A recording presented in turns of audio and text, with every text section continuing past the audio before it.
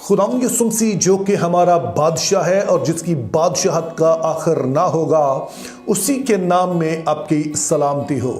अब अगर तो आप इन वीडियोस को बाकायदगी से देख रहे हैं तो आपने नोटिस किया होगा कि मैं अक्सर उन असूलों की बात करता हूं जो अपनाए जाते हैं ताकि बाइबल मुकद्दस को हम बेहतर तौर पर समझ सकें या इसकी बेहतर तौर पर तफसीर कर सकें। तो तफसीर के इन्हीं असूलों में से एक ये है कि जो भी हवाला आप पढ़ रहे हैं बाइबल मुकद्दस के किसी भी हिस्से से, उसे आपने पूरी बाइबल मुकद्दस की रोशनी में देखना है। और आज हम भी खुदावंद यीशु मसीह की जो शाहाना आमद है और ख़ास तौर पर कि उनका खुदा की बादशाही के साथ क्या ताल्लुक़ है, वो किस तरह से बादशाह हैं, इसको समझने के लिए हम पैदाइश से मुकाशफत तक जो एक पूरा आइडिया पेश किया गया है उसकी रोशनी में इस चीज़ का जायज़ा लेंगे। तो इस हवाले से जो पहला नुक्ता आपने जहन में रखना है वो ये है कि बाइबल मुकद्दस खुदा ताला को एक बादशाह के तौर पर पेश करती है। तो सवाल ये पैदा होता है कि खुदा को बादशाह कहा क्यों जाता है। तो उसके लिए अपने ज़हन में रखना है कि जिस ज़माने में बाइबल मुकद्दस लिखी जा रही थी, बादशाह का मतलब होता है कि वो शख्स जो कि किसी इलाके का ना सिर्फ हुक्मरान होता है बल्कि मालिक होता है। और चूंकि खुदा ताला ने इस कायनात को खलक किया है तो इस सबब से वो इस पूरी कायनात के मालिक हैं। और चूंकि वो मालिक हैं तो फिर ये उनका हक बनता है कि वो इस बात को तय करें कि उनकी इस कायनात में क्या असूल कायदे होंगे ताकि ये कायनात उसी तरह से चल सके जैसे कि उनकी पाक मर्जी है। फिर दूसरी चीज आपने ज़हन में रखनी है कि खुदा ताला अगरचे इस कायनात के मालिक हैं, खालिक हैं, बादशाह हैं, लेकिन वो इस दुनिया पर जो जमीन का खास तौर पर खित्ता है इस पर वो बराह रास्त हुक्मरानी नहीं करते हैं, बल्कि जमीन पर उनकी हुक्मरानी इंसानी वसीले से होती है।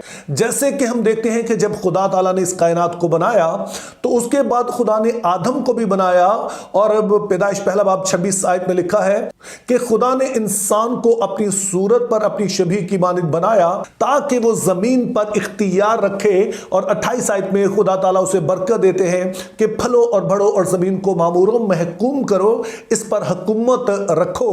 तो खुदा ताला अगरचे के बादशाह है लेकिन वो जमीन पर जो बादशाही है वो इंसानी वसीले से करते हैं। और पहला इंसानी वसीला जो था वो आदम था। अब तीसरी बात हमने ज़हन में रखनी है कि अगरचे खुदा ताला इंसानी वसीले से हुक्मरानी करते हैं, लेकिन उस इंसानी वसीले के लिए, उस इंसान के लिए जिसके जरिए से वो तमाम दुनिया पर इख्तियार रखते हैं, उसके लिए लाजम है कि वो जो इलाही बादशाह है, खुदा ताला है, उनकी मर्जी में ढले। क्योंकि जब वो खुद खुदा की मर्जी में ढलेगा तो फिर ही वो खुदा के जो कानून कायदे हैं उनको जमीन पर राइज कर सकेगा। और यही बात आदम से भी कही गई, लेकिन आदम को हम देखते हैं कि उसने फैसला किया कि वो उन कानून कायदों को राइज नहीं करेगा जो खुदा की नजर में दुरुस्त है। यानी कि वो इस बात को नहीं देखेगा कि खुदा की नजर में अच्छा क्या है, बुरा क्या है, बल्कि उसने फैसला किया कि मैं खुद ही इस बात को एस्टैब्लिश करूंगा कि अच्छा क्या है, बुरा क्या है। जिसको हम कहते हैं कि उसने नेको बद की पहचान के दरख्त का फल खाया।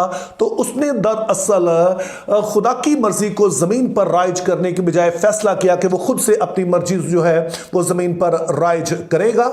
तो इस तरह से हम देखते हैं कि आदम सिर्फ एक जो है वो खता नहीं कर रहा है, गुनाह नहीं कर रहा है, बल्कि जमीन पर वो खुदा के इस हक को, उसके बादशाही करने के हक का इनकार कर रहा है। और यहां पर हम देखते हैं कि जमीन पर खुदा की बादशाही का आदम के वसीला से जो है वो इनकार कर दिया जाता है।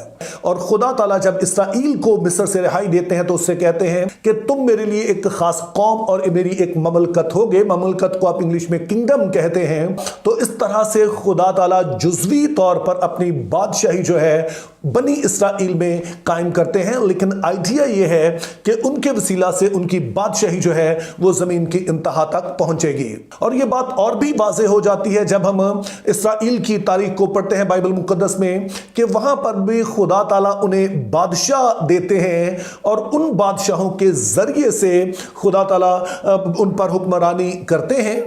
और इन सभी बादशाहों में सिर्फ एक बादशाह है जिसे खुदा ताला कहते हैं वो मेरे दिल के मुआफिक है। और ज़हन में रहे कि वो एक सिर्फ शख्स के तौर पर उन्हें अपने दिल के मुआफिक नहीं कह रहे, बल्कि एक आइडियल किंग के तौर पर कह रहे हैं। यानी कि वो है तो इसराइल का बादशाह, लेकिन वो अपनी हैसियत को समझता है कि मुझे खुदा ने अपने खादम बादशाह के तौर पर रखा है। लोगों की नज़र में मैं बादशाह हूं, लेकिन हकीकत में मैं खुदा का खादम हूं। तो वो वही कुछ करने की कोशिश करता है जो खुदा की नज़र में ठीक है। और जब आप पहला सैमुएल उसके 16वें बाब से दूसरे सैमुएल की 10वें बाब तक पढ़ते हैं तो उसमें आप देखते हैं कि दाऊद एक ऐसा बादशाह है जो खुदा को मुकद्दम रखता है, वही कुछ करता है जो खुदा की नज़र में ठीक है।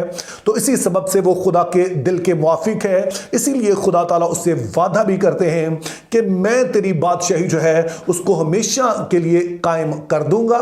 लेकिन सैडली हमें बाद में पता चलता है कि दाऊद भी पूरी तरह से रास्तबाज नहीं बन सका है, बल्कि उससे भी एक बहुत बड़ा गुनाह सरजद होता है। और जब खुदा ताला अपने एक नबी को भेजते हैं तो दाऊद जो है इकरार भी कर लेता है, जिसके जवाब में खुदा ताला कहते हैं कि मेरा जो वादा है तेरे साथ कि मैं तेरी सल्तनत को हमेशा कायम रखूंगा, उसको तो मैं नहीं तेरे साथ तोड़ूंगा, उसको मैं अपने वादे को कायम रखूंगा। लेकिन तेरे इस गुनाह के सबब से मैं तुझे निशाने इबरत बनाऊंगा, ताकि सभी लोग देख सके कि गुनाह के साथ मैं किसी तरह का समझौता नहीं करता हूं।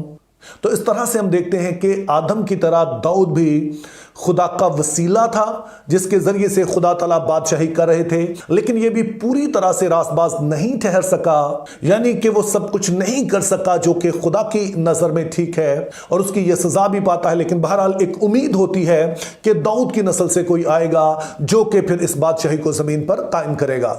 लेकिन जब हम तारीख़ इसराइल फिर पढ़ते हैं तो देखते हैं कि दाऊद का कोई भी बेटा ऐसा नहीं आया जो कि इस म्यार पर पूरा उतरता हो। और अल्टीमेटली हम देखते हैं कि वो असीरी में जाते हैं, वहां से वापस भी आ जाते हैं, लेकिन बात बनती हुई नजर नहीं आती है। और इसी उम्मीद के साथ फिर पुराना अहदनामा ख़त्म हो जाता है, और फिर जैसे ही नया अहदनामा शुरू होता है तो पहली आयत हम पढ़ते हैं यसु मसीह इब्ने दाऊद इब्ने अब्राहम का नसबनामा।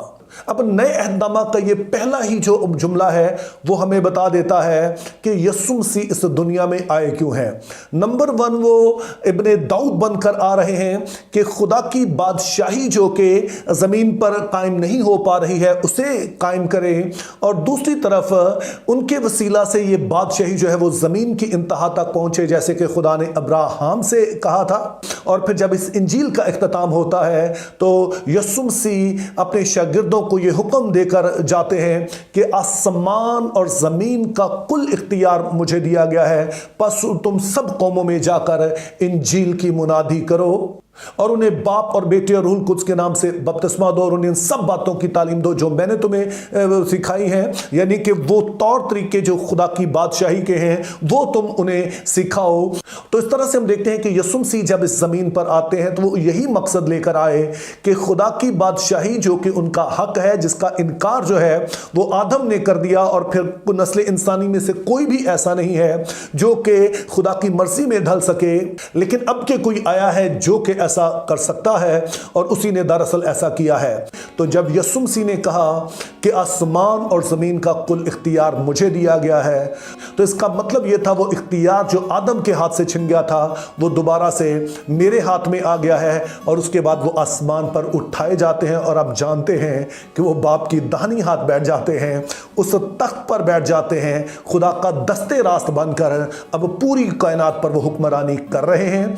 और उनकी इस बादशाही की मुनादी जो है उनके लोगों के वसीला से पूरी दुनिया में हो रही है। तो फिर जब ये मुनादी पूरी हो जाएगी तो वो घोड़े पर सवार होकर आएंगे, क्योंकि अपनी पहली आमद में हम देखते हैं कि वो गधे पर सवार होकर यरूशलेम में दाखिल हुए, जिसका मतलब ये था कि वो अभी आए हैं सुलह का पैगाम देने, ताकि इंसान की सुलह खुदा से हो सके और तमाम कौमों की आपस में सुलह हो सके, ताकि वो मिलकर खुदा की बादशाही में उसकी खिदमत करें, उसके बादशाही में शामिल हों भी और उसकी बरकत से लुत्फ़अंदोज़ हों। लेकिन अब के बाद जब आएगा तो घोड़े पर सवार होकर, जिसका मतलब यह है कि वो लोग जो उसकी बादशाही को तस्लीम कर चुके होंगे वो तो उसके साथ रहेंगे, और बाकी जिन्होंने नहीं तस्लीम किया होगा उनकी अदालत होगी। तो आप लोग जो कि पाम संडे मनाने जा रहे हैं, आपने सोचना है कि क्या आप उसकी बादशाही में शामिल हो चुके हैं या नहीं।